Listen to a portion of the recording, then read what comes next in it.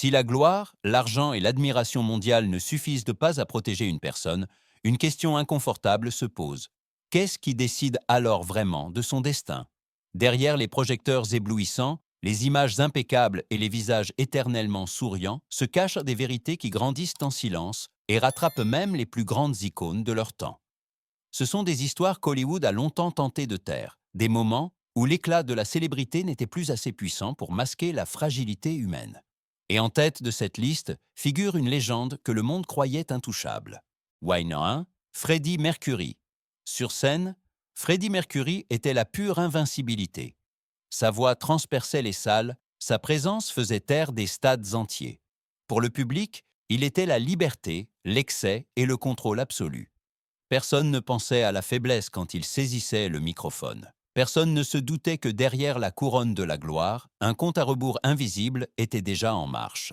1987, Freddie a reçu le diagnostic de séropositivité au VIH. À une époque où le virus était synonyme de peur, de scandale et de destruction publique, il a choisi le silence.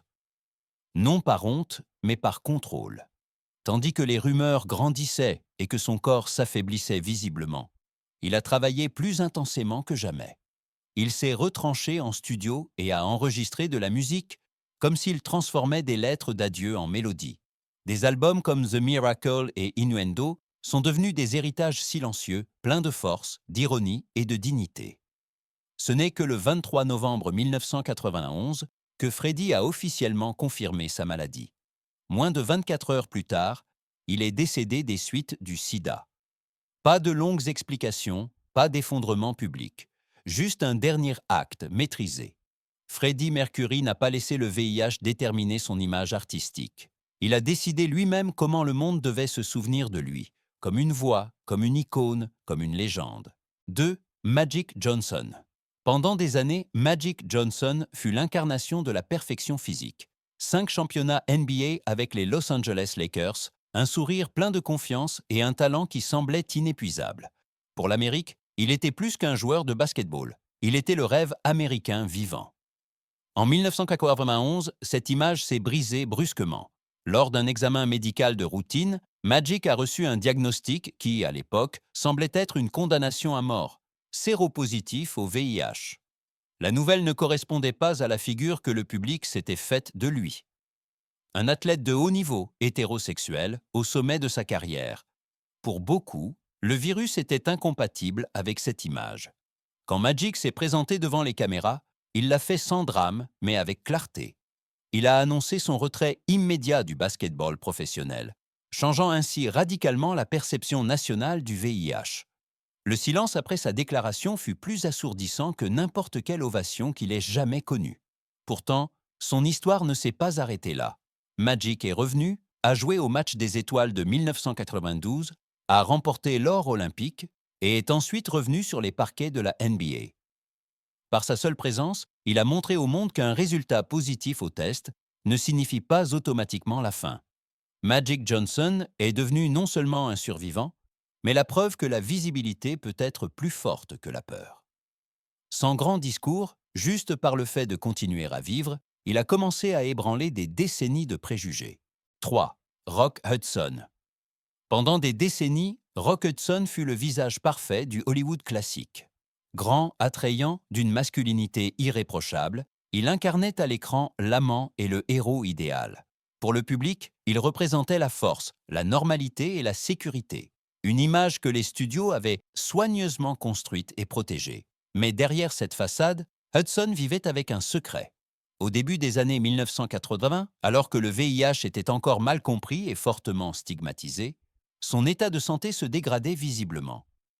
En 1984, il a reçu le diagnostic définitif. Craignant l'effondrement total de sa carrière, il a continué à se taire, tandis que son corps ne pouvait plus soutenir le mythe. En 1985, la vérité ne put plus être cachée. Rock Hudson a confirmé publiquement sa maladie, devenant ainsi la première grande icône hollywoodienne à donner un visage au sida. L'effet fut immédiat et profond. Soudain, le virus n'était plus abstrait, plus lointain. Il avait atteint le cœur de l'industrie du divertissement. Le décès de Hudson la même année a marqué un tournant. Sa révélation a déclenché un débat national et a conduit à une augmentation significative de l'attention et des fonds pour la recherche et l'information. Sans le vouloir, il a changé la perception de toute une société. Rock Hudson n'est pas seulement tombé d'un piédestal. Il a contraint Hollywood et le public à voir une vérité qui avait été ignorée trop longtemps. 4. Eazy-E.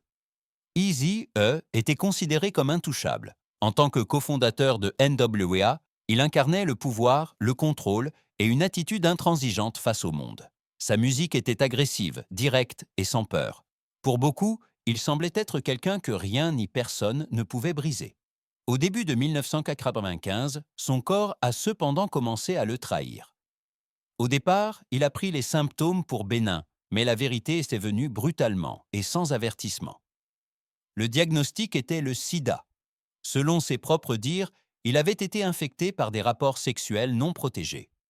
Il n'y avait pas d'échappatoire, pas de mythe, juste une réalité qui s'accélérait rapidement.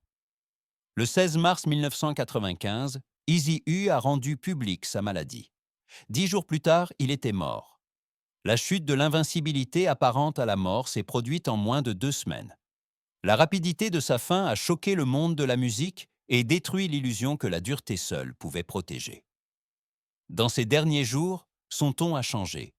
Il a parlé ouvertement de responsabilité, d'éducation et de prévention. L'homme qui ne montrait autrefois aucune faiblesse a laissé un dernier avertissement, sobre.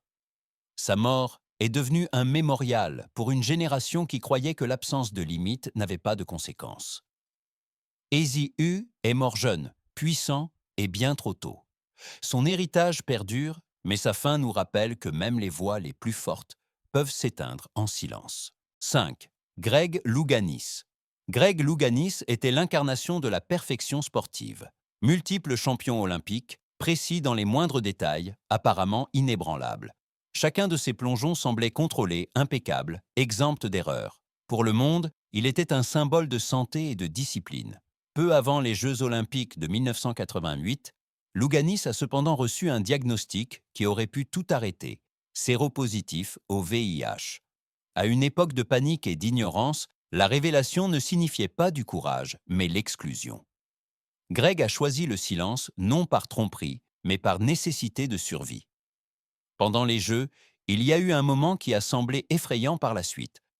Lors d'un plongeon manqué, il s'est cogné la tête et a saigné dans l'eau, sans que personne ne sache quel était le risque réel. Malgré cela, il est revenu, a plongé à nouveau et a remporté l'or. Le monde a exulté, ignorant. Ce n'est qu'en 1995 que Louganis a rendu public son diagnostic. Les réactions ont été dures, les sponsors se sont retirés, les contrats ont disparu, le héros célébré est devenu gênant. Mais Greg est resté. Il a continué à vivre, malgré les pronostics, malgré le rejet, malgré le silence. Aujourd'hui, son histoire ne représente pas seulement des médailles, mais le numéro d'équilibriste le plus difficile qui soit, celui entre la gloire publique et la survie privée. 6. Gia Karangi. Gia Karangi a atteint le sommet de sa carrière avant même que le monde ne comprenne ce qu'était un top modèle. À seulement 17 ans, elle a conquis le monde de la mode.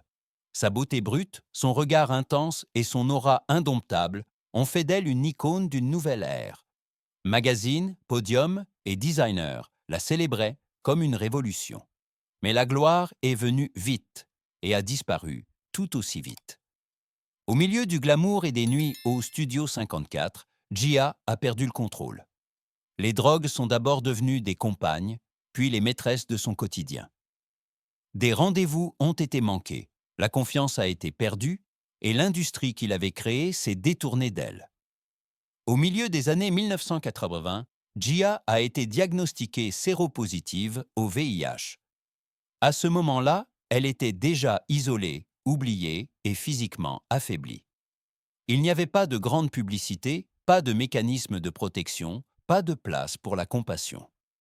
Son histoire s'est déroulée loin des caméras, silencieuse et brutale. En 1990, Gia Karangi est décédée à l'âge de 26 ans des suites du sida. Elle fut l'un des premiers visages connus du monde de la mode à être ouvertement associé à la maladie. Sa mort a révélé le côté sombre d'une industrie qui célébrait la beauté, mais ne supportait pas la fragilité. Gia n'était pas un mythe, elle était un signal d'alarme, montrant à quelle vitesse une personne peut être construite puis abandonnée. 7. Pedro Zamora. Pedro Zamora n'était pas une star au sens classique du terme. Il n'avait pas de film, pas de médaille, pas de gloire issue du glamour. Mais c'est précisément cette normalité qui a rendu son histoire si puissante. À seulement 17 ans, Pedro a reçu le diagnostic de séropositivité au VIH, non pas à cause de symptômes graves, mais après avoir tenté de donner son sang. En un instant, l'illusion d'une jeunesse insouciante s'est brisée. Au lieu de se cacher, Pedro a délibérément choisi de ne pas se taire. Il a parlé ouvertement de sa maladie, de son homosexualité et de la vie avec le VIH à une époque marquée par la peur et la désinformation. Sa participation à The Real World sur MTV a introduit le virus pour la première fois dans le quotidien de millions de personnes, non par des chiffres ou des gros titres, mais par la proximité. Pedro a vécu une vie tout à fait normale devant la caméra. Il aimait, discutait, espérait et perdait lentement ses forces. Sans pathos, sans rôle de victime, il a forcé le public à voir le VIH comme une réalité humaine et non comme une menace abstraite. Lorsque son état de santé s'est visiblement détérioré, il est resté présent. Non pas pour choquer, mais pour ne pas disparaître en silence. Pedro Zamora est décédé quelques heures seulement après la diffusion du dernier épisode de la saison. Sa mort a marqué un tournant dans la perception médiatique du VIH. Il n'a pas laissé de monument de pierre, mais quelque chose de plus durable, la compréhension. Pedro n'a pas vaincu la maladie, mais il lui a retiré le pouvoir de la peur. Ces 7 histoires sont différentes, mais elles mènent toutes au même point. La gloire ne protège pas, l'argent ne guérit pas, le pouvoir ne rend pas le corps invulnérable. Derrière chaque icône, derrière chaque nom connu, il y avait au final un être humain, confronté à une vérité qui ne se négocie pas. Le VIH et le sida n'ont pas seulement détruit des corps, mais aussi des illusions. Ils ont fait tomber les masques, forcé toute une société à regarder et poser des questions que l'on avait longtemps évitées. Certaines de ces personnes sont restées silencieuses jusqu'à la fin. D'autres ont parlé fort. Mais toutes ont laissé des traces qui dépassent de loin leur carrière. Ces histoires ne parlent pas de la mort, mais de visibilité, de contrôle, de peur, de courage et du prix de la vérité. Et peut-être nous rappellent-elles que l'humanité commence là où nous cessons de détourner le regard. Si ces destins t'ont touché, reste à l'écoute, car derrière chaque nom que nous célébrons, il peut y avoir une histoire qui n'a jamais été racontée.